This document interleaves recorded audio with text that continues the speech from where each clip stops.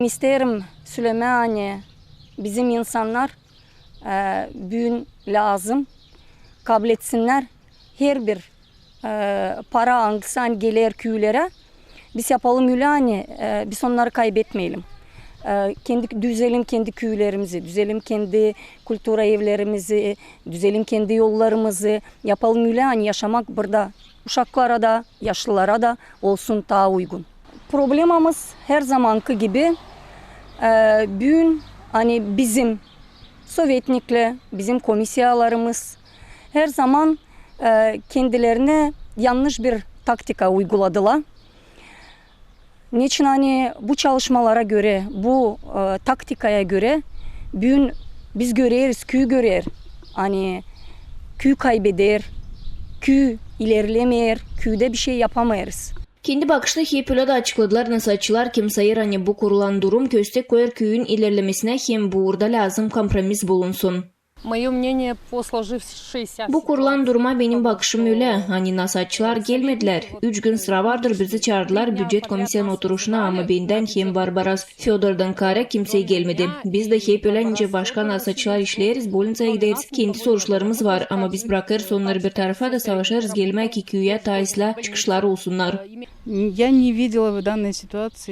Ben burada görmedim problemi hangisine göre yoktunca toplanma. O aynı teklif edildiler nasatçılar değil 3 gün ileri ama bir sanırım varıncaydı bunun biraz kayıl olman için ki biz anlattık durumu. Açan dokumentler hepsi değil hazır o zaman büdjet komisyası hiç bakmayır da soruşu. Biz bekledik bitki ismetayı İyun ayın 9'una adın. 9'unda yolladık aynı komisya toplansın. Komisya istedi 3 gün bekleme. Onun da gene toplanmadılar. 1-2 geldi. Sonra gene yollandı. Sayırım hani var yer açan ambitsiyaları bir tarafa lazım bırakmam. Kendi tarafından yerindeki nasatın başı anlamını kendi bakışını açıkladı. O sayır hani hepsi kararlar lazım kanunlara göre kabul edilsinler hem belli edilen sıralara göre. Bu komisyanın oturuşu için burada primar yanlış yaptı. Yanlış yaptı dediği zaman 9'unda bize kağıtları gönderdi.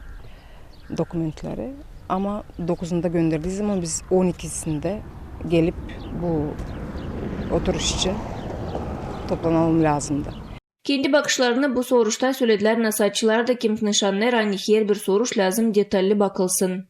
Nasatçılar hem primariye biraz anlaşamıyorlar. Çünkü her kere nasatçılara konular bir fakt önünde.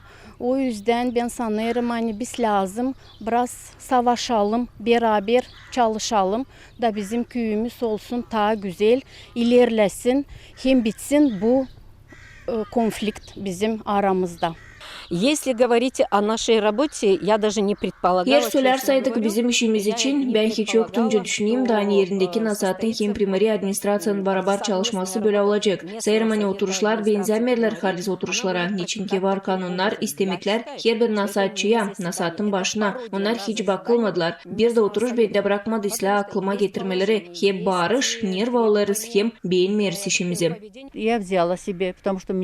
Ben aldım kendime yaptım çünkü beni kabahatlı buldular hani projeler yapılmayırlar. Ben de yazdım, imzaladı, boyuklu peçet de var. 24 oturuş 2024. yıldan 2025. yıladan dekabr ayınadan nerede 147 karar kabul edildi. Onlardan ne ben gösterdim. Anglarını biz kabul etmedik niçin ki değildi belli orada projelerin pahası değildi belli ne kadar para gidecek. Yaşayanların arasında türlü bakışlar var ama çoğu sayırlar hani primariye hem yerindeki nasatın beraber çalışmasından türlü köyü ilerlemesi çekilir. Açın ben şimdi işi derim hem görerim köyün yaşayanlarına danışmayı bende olur soruş. Kim lazım yapsın öyle hani kanunlar bakılsınlar. Elbet ki yerindeki seçilen azaların kanununa göre bunu yapar primar hem yerindeki nasat.